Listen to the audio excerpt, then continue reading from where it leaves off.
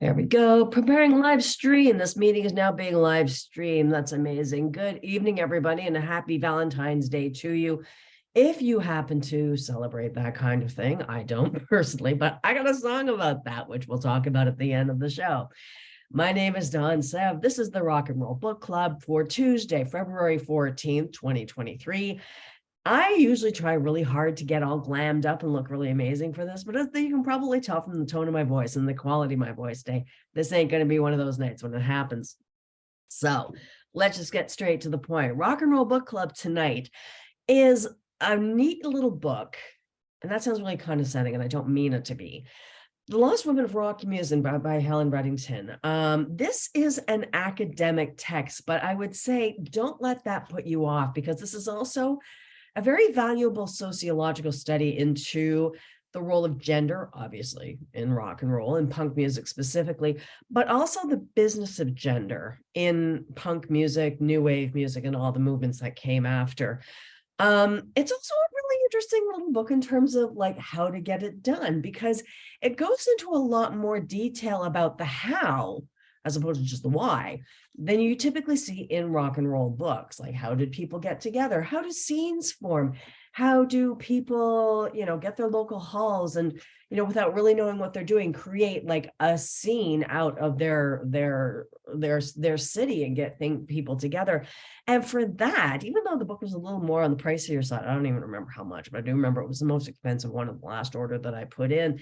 The Lost Women of Rock Music has been really educational, but in the good sense. Now, the one caveat I will say about this, of course, it's an academic text. And with it being an academic text, the tone and the timbre of the writing is not for everybody. It's very dry, very specific, very focused.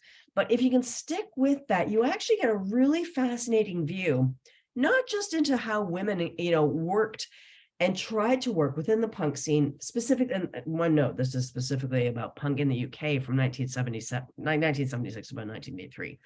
So there's very little about, the music scenes in America or Canada or Australia. It is a really interesting dissection of how to make a scene come together, or the particular factors that help in making a scene come together. For example, one thing you might not have known, and I only know this firsthand because I had a boyfriend at the time who had been through this. At the beginning of Margaret Thatcher's mandate in the early 1979, 1980, a specific benefit was added, which was basically like a type of universal basic income / unemployment insurance, where people would get, I think it was 40 pounds, which was quite a bit of money back in that day. 40 pounds, a guaranteed rent, and the ability to do whatever they wanted to do to create some sort of work of economic value. And because either the language is loosey-goosey enough, or more than likely, the policy people who were involved in making the policy didn't really think it out very much, which, I mean, I work in government, it happens. That ended up providing the funding for a lot of bands and a lot of musicians who otherwise wouldn't have been able to get a foothold in things, and especially for women, because as Reddington points out, especially for working class women outside of London, there weren't a lot of opportunities if they didn't go on to higher education. Basically, one point she makes is that if, young men hit 16, left school, finished their basic education, and then receive this benefit, it wasn't a big deal if they were out of the house all the time. But if girls were doing that, at 16, collecting this money and trying to get a foothold on something, they were still considered the wards of their parents. They didn't really have that same sense of independence.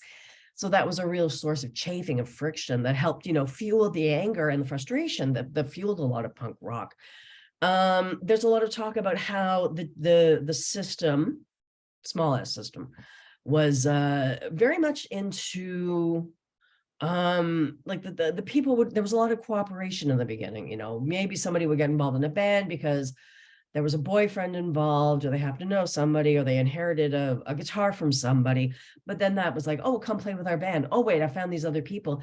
So the way that the systems and the scenes would all kind of pollinate and help cross-fertilize each other, that's a really fascinating anthropological view, like sociological view, that isn't covered a lot in academic literature. And where it is, it's usually covered, because I'm a nerd and I read these things, It's usually covered in the sense of like British history or the history of men in rock or the men of men in punk, but never from the women's viewpoint about how they, how did they navigate sexual harassment? Because it sounds like there was a lot of sexual harassment back in the day. There was a lot of negging from the viewpoint of managers and record companies, and a lot of efforts at trying to rebrand people. So the record companies and the managers would come in and they'd look at a band like the Slits and go, oh, these people are really cool. They're doing, they're doing something really cool. And they would have completely different plans from what the group originally wanted, which meant that the musicians were basically forced into a role where they had to defend themselves. And maybe sometimes, and there, some confessions that, they've made them themselves, they were a little too aggressive in maintaining their stand, but because they had never had to do it before, because again, we're talking kids here, we're not talking older adults or people in their 20s. We're talking like literal kids who are fresh out of secondary school or secondary education in the UK. That was part of the landscape of how they learned to manage that. That's a part of this book. If this book ever goes out into another edition, that is something I would like to see a lot more, is if Helen Reddington ever redoes her research. It would be fascinating to get a bit more information on how these scenes came together in terms of like who did what by talking to one another. And that's how something came together. Because I think especially in this day and age, with the music scene being so DIY for most of us, obviously, if we're not Adele or we're not Taylor Swift or we're not the Foo Fighters, a lot of us really have to fight for our own stances, our own patch of turf. And something like that, where we could go back in history and look and say, oh, okay, how did you do that? How did you make friends? How did you make contacts? How does somebody talk to a bar owner, or how did somebody talk to a bar owner back in the day and say, hey, let me play for free, or let me play, or like, how do you negotiate? That's the sort of, especially the business stuff that hardly ever gets covered. And it would have been fascinating to have a bit more information like that. So in addition to all the anthropology and the sociology of the book, it also serves more like a DIY guide of like, if you want to try it, be aware that it's not going to be easy, but this is how you do it. You do this, this, this, and this. Here's what Susie Sue had to say. Here's what Tessa Pollitt from the Slits had to say, for example. That would have been absolutely fascinating. So for those of you who are interested in the sociology of rock, especially, from the smaller point, like more of a case study point of view, this is the book. This is the book you want to read, and the book you definitely want to get your hands on.